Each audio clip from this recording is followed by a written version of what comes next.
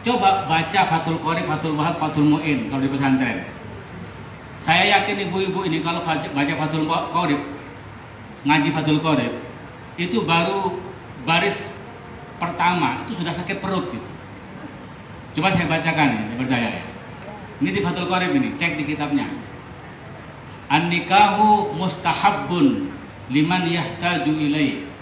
Nikah itu disunatkan bagi orang laki-laki yahtaju ilaihi yang membutuhkan kepada nikah itu. Perempuan butuh apa tidak? Tidak penting. Yang penting nikah yang penting laki-laki yang membutuhkan. Karena liman yahtaju ilaihi. Ini bukan dua pasangan yang membutuhkan, tapi liman yahtaju ilaihi. Ini baris separuh baris. Di Fathul Mu'in tuh, di Fathul Qorib. Baris berikutnya, wa yajuzu lil harairi ayatazawwaj aktsar min wahidatin.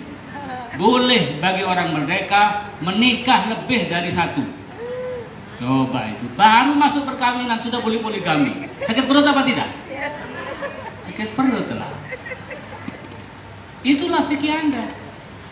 Dan itu di perguruan tinggi, masuk pengertian perkawinan, rukun-rukun perkawinan, syarat-syarat wali.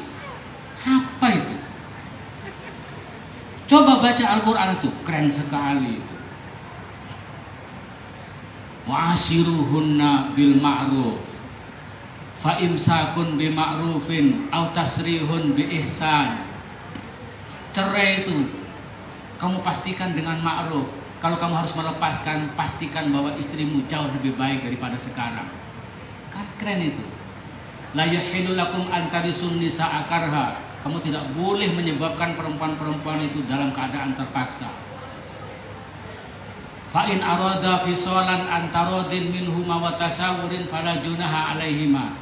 Kalau suami istri berkehendak menyape antaradin, berangkat dari keridhaan kedua belah pihak, wa tasawurin dan musyawarah juga, fala junaha alaihima, maka tidak ada.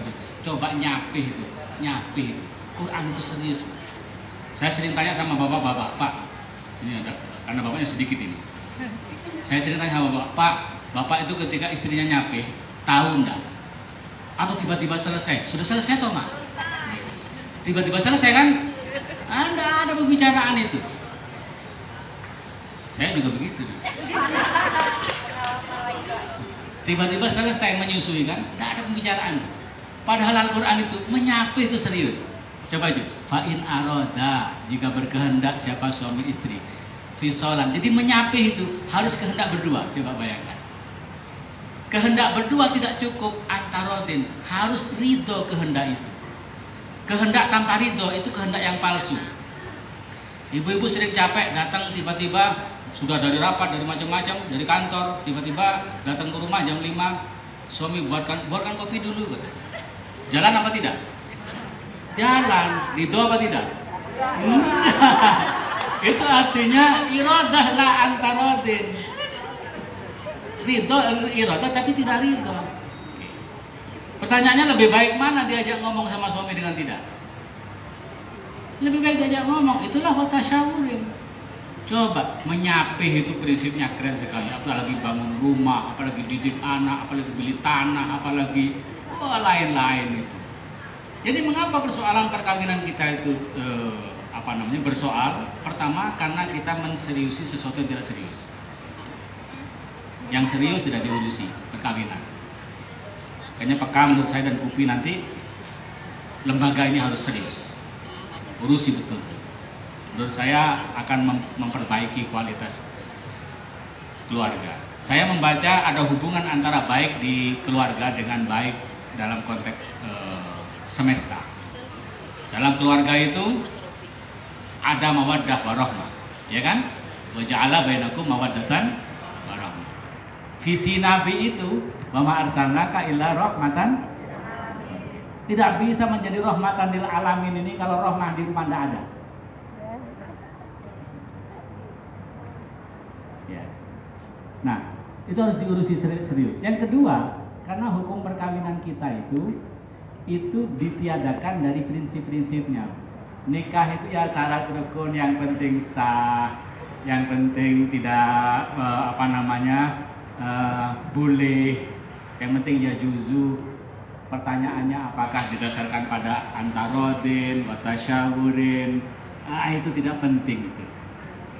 Nah, maka menurut hemat saya kitab-kitab pesantren perguruan tinggi harus diubah kurikulumnya ya, Profesor ya. Ini Profesor sudah nulis kayaknya tentang hukum perkawinan berkesetaraan dan berkeadilan gender.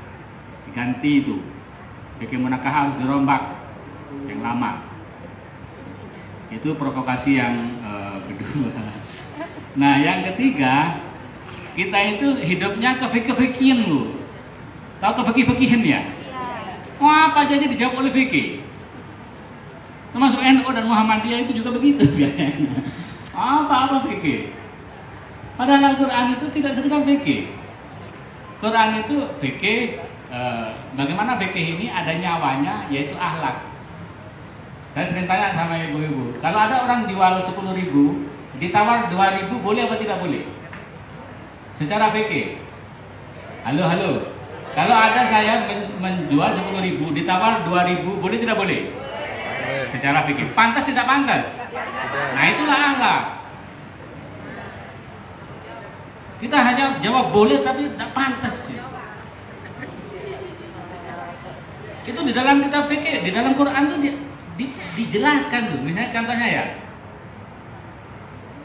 Wa in kana dzu usratin fanadiratun ila maisar. Apabila orang yang punya hutang kepadamu itu tidak mampu bayar, tangguhkan dulu sebentar. Kalau punya hutang, bagaimana hukumnya? Bayar. Itu fikih. Kalau belum mampu, tangguhkan. Itu fikih. Tapi di atasnya ada itu, wa antasaddaqu. Kalau kamu sedekahkan itu hutangmu itu kepada dia, wa huwa khairun huwa khairun lakum in kuntum ta'lamun. Dia lebih baik jika kamu tahu. Siapa yang pernah mengamalkan ini coba? Saya tanya.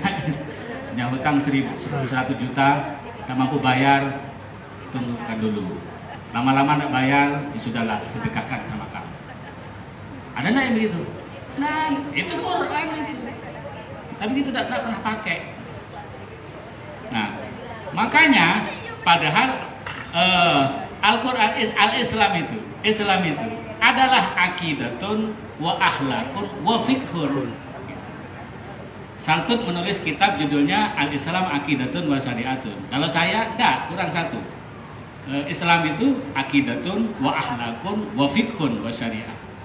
Tanpa akhlak, fikih itu tidak ada apa-apanya.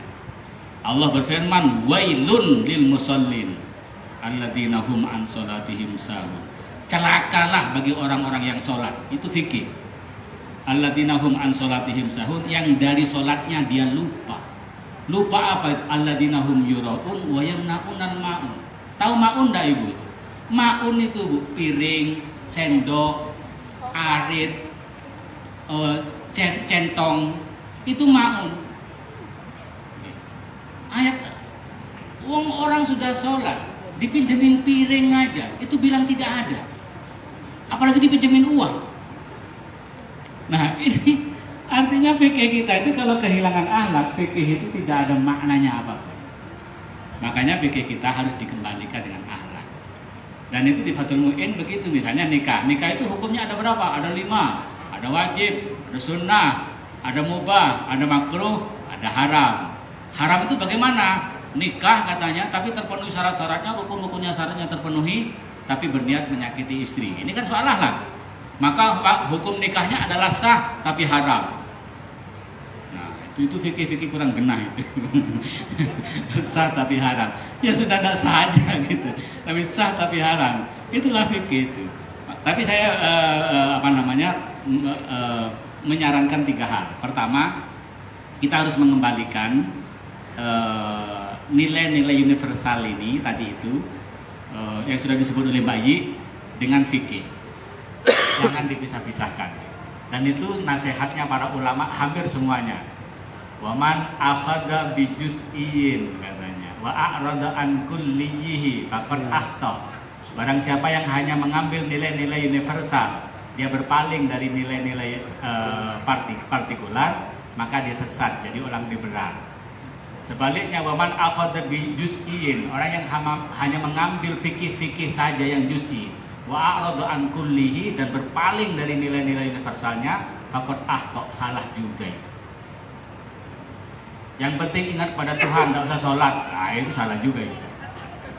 Nah makanya perpaduan bainal kulli wal juz'i menjadi penting, termasuk di dalam perkawinan. Baca kitab Babul Haid, sampai coba baca haid di pesantren itu. Apa coba? Al haidu damun yakhruju min aqsa rahimil mar'ati, katanya ahmaru laddaun dan seterusnya.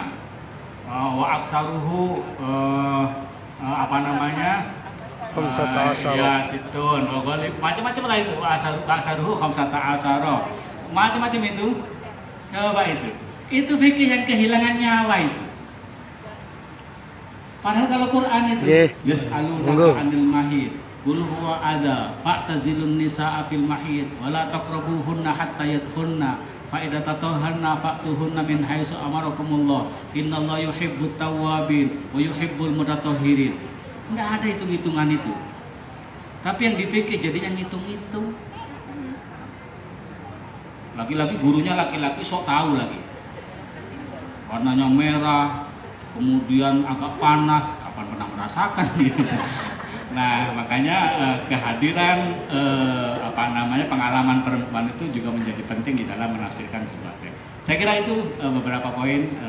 Kembalikan nilai universal dan partikular, kembalikan nilai akhlak dalam fikih, termasuk hukum perkawinan. Jangan hanya baca fikih, baca Quran.